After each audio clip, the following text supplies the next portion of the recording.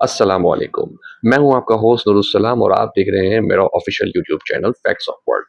दोस्तों, आज का जो हमारा टॉपिक है वो ईरान की मौजूदा सूरत हाल के ऊपर है कि जो ईरान के जो हालात चल रहे हैं, जंगी हालात और मामला जो अमेरिका के साथ चल रहे हैं, इस चीज़ को थोड़ा सा दोस्तों समझने के लिए ज़रूरी है कि ईरान के जो अपने इंटरनल हालात और मामलात हैं, ये तीन चार मामलात में ना इस वक्त शदीद उलझे हुए हैं।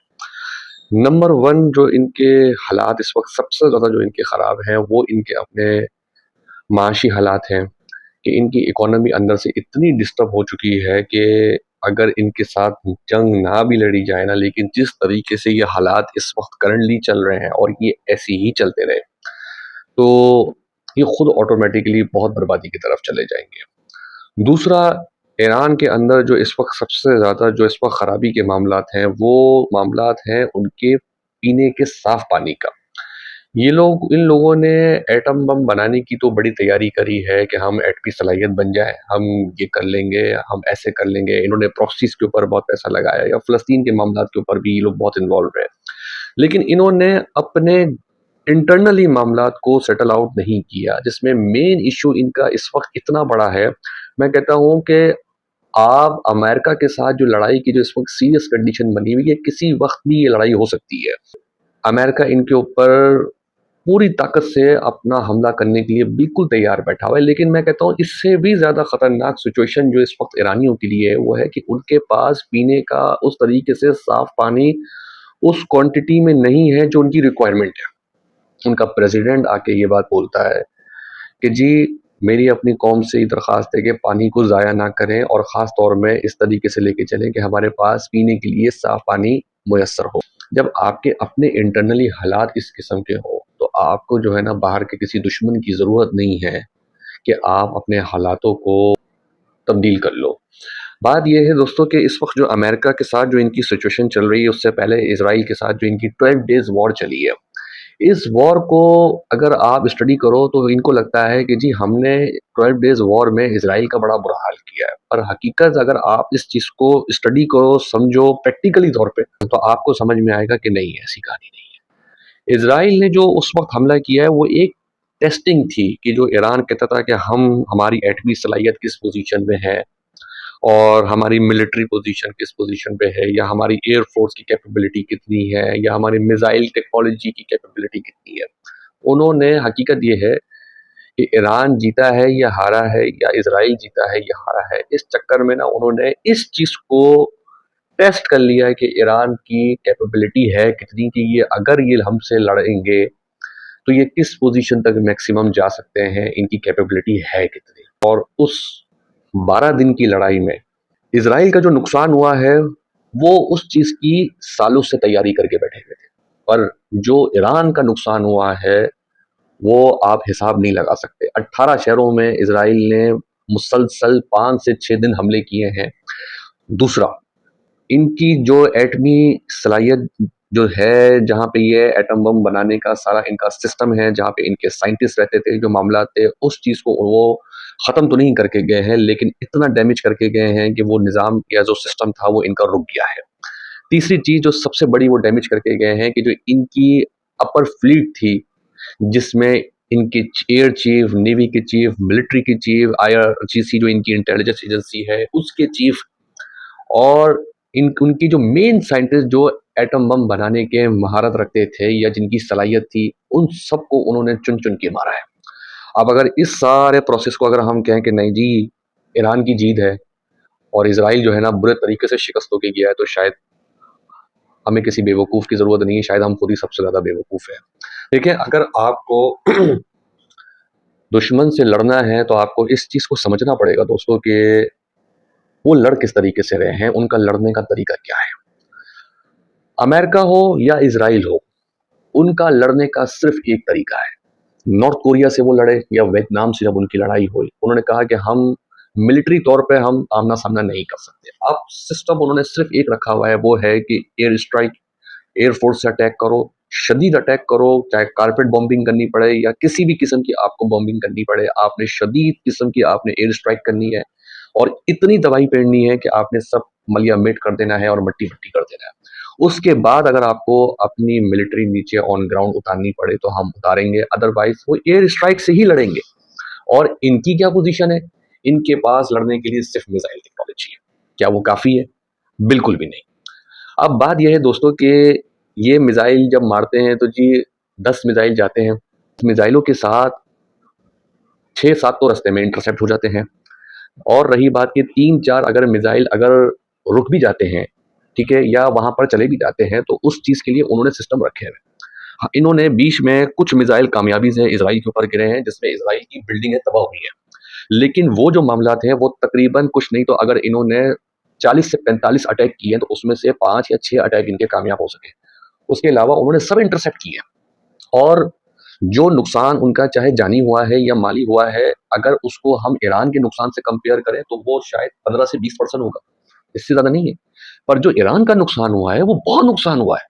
और यही बात समझने की है कि देखिए, चाहे इसराइल हो या अमेरिका हो दोस्तों, उनकी एयरफोर्स जो है वो 5th जनरेशन या 6th जनरेशन के ऊपर काम कर रहे हैं, और वो उससे लड़ते हैं, अगले को डैमेज करते हैं, और फिर जो काम करना होता है करते हैं। ये एटम बम बनाने तो चले गए पर बना नहीं सके। प्रॉक्सीज के ऊपर इन्होंने भरपूर पैसा लगाया, पर वो प्रॉक्सीज अब कहीं पे नहीं नजर नहीं आ रही। तीसरी चीज, फलस्तीन के मामलात में इन्होंने जिस तरीके से आवाज उठाई, वो आवाज तो उठी है लेकिन फलस्तीन का मामला भी मट्टी मट्टी हुआ है। अब रही बात कि अब जब इनका आमना सामना होने जा रहा है, इनके पास जहाज है 3.5 जनरेशन या 4th जनरेशन के जहाज। अगर आप उसको कंपेयर करें इंडियन एयरफोर्स से ना, तो मैं बोलूंगा कि नहीं, इंडियन एयरफोर्स बहुत ऊपर है एज कंपेयर टू ईरानी एयरफोर्स से। अब जब ये सामना अमेरिका के सामने होगा, या बीच में इसराइली भी लास्ट में बीच में शामिल होंगे, चाहे वो अपने आप को शो करे ना करे, ये कैसे मुमकिन है? ये लड़ाई कैसे होगी? इनका कोई मवाजना, कोई कंपैरिजन नहीं बनता। और नतीजा इतना इसका भयानक होगा कि इस चीज को ये नहीं समझ पा रहे। देखिए, अगर आपने दुश्मन से लड़ना है दोस्तों, आपको ये चीज समझनी पड़ेगी कि हमने अपना डिफेंस करना कैसे है। और अगर आप ये चीज नहीं समझ सके तो आप इतने कैपेबल ही नहीं है कि आप उस लड़ाई में जाए। देखिए, इसराइल कितना सा है, छोटा सा इसराइल है। अगर आप उस नक्शे में देखें कि कितने सारे मुस्लिम ममालिक हैं और बीच में नन्ना सा इसराइल है, लेकिन उन्होंने अपने आप को किस तरीके से मजबूत रखा हुआ है, जस्ट सिर्फ और सिर्फ अपनी एयरफोर्स से। और इस चीज से उन्होंने अपने आप को इतना मजबूत रखा हुआ है कि अगर उनको कहीं पर भी अटैक करना होता है दोस्तों, तो सबसे पहले वो अपनी एयरफोर्स से उस जगह को मलियामेट करते हैं, चाहे वो कहीं की भी हो, चाहे वो हमास की जगह हो, चाहे वो लबनान हो, चाहे वो सीरिया हो, चाहे वो ईरान हो, चाहे वो इराक हो, या वो यमन हो, कोई भी मुल्क हो, सबसे पहले वो एयर स्ट्राइक करते हैं, बदतरीन एयर स्ट्राइक करते हैं। उसके बाद अगर उनको अपनी मिलिट्री उतारनी होती है तो वो उतारते हैं, अदरवाइज नहीं उतारते। और यही काम अमेरिका करता है। अब यहाँ पर अगर ये लड़ाई हो गई तो उन्होंने यही फॉर्मूला अपनाना है। और इनके पास उनको रोकने के लिए ना इनके पास उस लेवल की एयर डिफेंस सिस्टम है, और ना ही इनके पास एयर स्ट्राइक को रोकने के लिए उस उनके कंपैरिजन में या उनके लेवल के हिसाब से इनके पास ना अपनी एयरफोर्स है। और ये किस तरीके से लड़ेंगे, किस तरीके से मुहासरा करेंगे, कुछ नहीं पता। बात ये है, 110 से 115 जहाजों के साथ 18 शहरों पे हमला किया था इसराइल ने। कितने? 110 से 115 जहाज, जिसमें उनकी F-35 थे, F-21 थे, F-18 थे, F-15 थे, F-16 थे, मुख्तलिफ लेवल के जहाज थे। अमेरिका के B-2 बॉम्बर्स भी आए। भाई, अगर आपकी एयरफोर्स इतनी कैपेबल थी, आपने एक जहाज गिराया, और अगर गिराया है तो उसका मलबा किधर है, हमें दिखाओ, ताकि हमें भी तो पता चले कि हाँ भाई, ईरान के पास इस लेवल की एयरफोर्स है कि वो मुंह देना जानते हैं। ऐसा नहीं है। अगर उनको लगता है कि वो अपनी सिर्फ ऐसे हालात के अंदर आपके माशी हालात इतने खराब हो कि आपके लोग नौकरियों से तरस रहे, दूसरी तरफ आपके पास पीने का साफ पानी ना हो, तीसरी तरफ आपके पास इतनी सैंक्शंस लगी हुई हैं कि आपके जो पैसों का जो वैल्यू है वो इतनी नीचे डाउनफॉल पे चली गई है कि अगर आप सिर्फ लड़े भी ना और इन्हीं हालातों में आपको रखें तो आप ऑटोमेटिकली खुद अपने तौर पे बर्बाद है। चौथी चीज, आपके पास उस लेवल की एयरफोर्स नहीं है जिस लेवल पर वो जा चुके हैं। और जब तक आप नहीं करेंगे तो आप तो मरेंगे या जिएंगे, ये आपका नसीब है, अल्लाह पाक बेहतर जानते हैं। हम तो नहीं चाहते कि ये जंग हो, क्योंकि हमें पता है कि अगर हमने जब इसको स्टडी किया है प्रैक्टिकली तौर पे, तो हमने कहा है कि ईरान के बड़े बुरे हालात होंगे अगर ये लड़ाई हो गई तो इस सारे सिनेरियो को देखते हुए अगर हमें लगता है कि ईरान जंग की तरफ जाएगा, तो इसका क्या हाल होगा कि इनके जो सीनियर लोग हैं वो मरें या जिएं, लेकिन जो इनके लोगों का हाल होगा वो कोई पुरसाने हाल नहीं होगा। तो अभी आने वाले दिनों में देखें दोस्तों क्या होता है, लेकिन जो हमें हालात और मामलात नज़र आ रहे हैं, ये अच्छाई की तरफ नज़र नहीं आ रही, क्योंकि देखें उनको फेस सेविंग हर हाल में चाहिए। वो इतनी दूर से $350 बिलियन उन्होंने खर्च कर दिए हैं। कितने? $350 बिलियन खर्च कर दिए हैं अभी तक, जिसमें अभी जंग उन्होंने शुरू नहीं की है। वो पैसे उन्होंने सिर्फ अपने सिस्टम को ईरान के सामने लाकर रखने में जो इन्होंने पैसा खर्च कर दिया है, तो क्या वो वापस ऐसे ही चले जाएंगे? और अगर वो वापस ऐसे ही जाएंगे तो उनकी बदनामी कितनी होगी और किस लेवल की होगी? वो ऐसे कभी भी नहीं जाएंगे। या तो वो ईरान की तमाम रस्सी बांध के जाएंगे कि जो एटमी प्रोग्राम है उसको वो वाइंड अप करें और अपनी मिसाइल टेक्नोलॉजी को जो है ना क्लोज करें। और जब तक ये नहीं मामला होगा तो फिर लड़ाई तो होगी, क्योंकि वो इस चीज के ऊपर उनके इलेक्शंस होते हैं। अगर वो ये नहीं करेंगे तो कल को अपनी कौम के सामने जाके उनके इलेक्शन से वो हारेंगे। और यही बात इनको समझनी चाहिए, जो कि ये अभी तक इस चीज को एड्रेस नहीं कर पा रहे हैं कि ये हालात किस तरफ जा रहे हैं।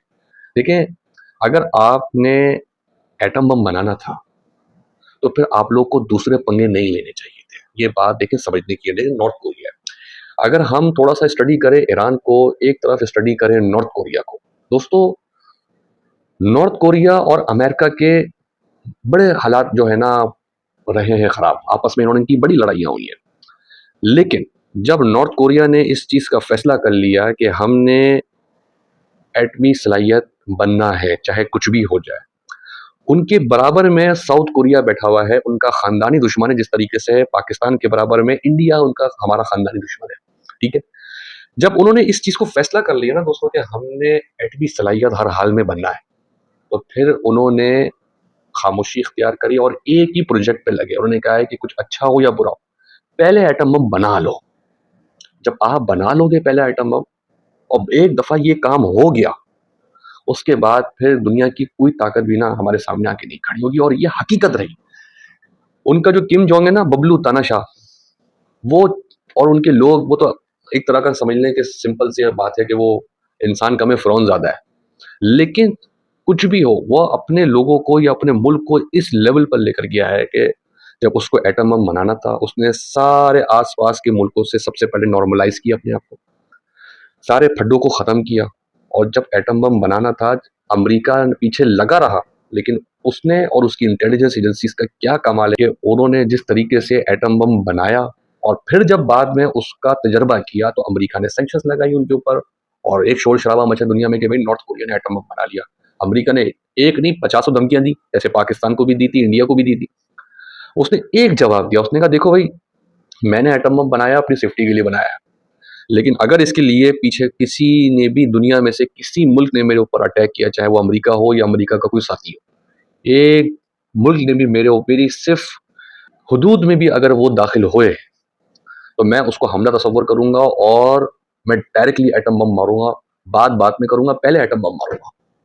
तो देखें, अगर इनको यही बात समझाने की है कि अगर ईरानियों को एटम बम बनाना था ना, तो दूसरे पंगे नहीं लेने चाहिए थे। इन्होंने एटम बम बना के शोर शराबा मचाया, अमेरिका से फड्डे लिए, इसराइल से फड्डे लिए, फिर इन्होंने प्रॉक्सीज बनाई। एटम बम के साथ साथ इनकी प्रॉक्सीज भी चल रही हैं। अमेरिका से फिर फड्डे लिए, औरों से फड्डे लिए। फिर फलस्तीन का मामला आया तो जी इनको फलस्तीन के मामले में भी इन्होंने अपनी भरपूर इन्वॉल्वमेंट करी। अब इन सारे सिनेरियो को देखे तो ना ये एटम बम बना सके, जो इनकी प्रॉक्सीज थी वो भी तबाह बर्बाद हो गई हैं। और रही बात फलस्तीनियों का क्या हाल हुआ है, वो हम सबके सामने है कि उन्होंने हमला तो किया, जो कुछ भी हुआ, लेकिन बाद में जो फलस्तीन में जो बर्बादी मची है और हमास के साथ जो कुछ हुआ है।